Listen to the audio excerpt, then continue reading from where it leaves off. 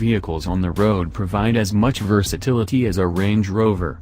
Products from the British automaker provide luxury, fantastic styling and unparalleled off-road capabilities for vehicle in this class. Though each model tends to stay on the market longer than some competition, the first-gen model was on sale from 1970 until 1996, they somehow avoid feeling long in the tooth. The 2018 Range Rover Velar is the new kid on the block, and it might just be the company's best-looking vehicle yet. The Velar is based on the Jaguar F-Pace and slots between the compact Range Rover Evoque and Range Rover Sport, though it's within spitting distance of all of the sport's dimensions.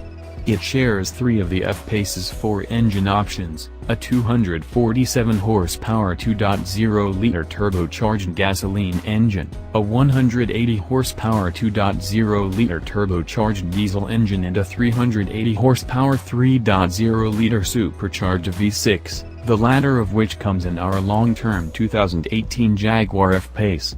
A base Range Rover Velar rings in at just over $50,000. Though our mid-tier R-Dynamic D180 HSE adds in quite a few options like Byron Blue paint, a blackout package, a convenience package and 4-zone climate control.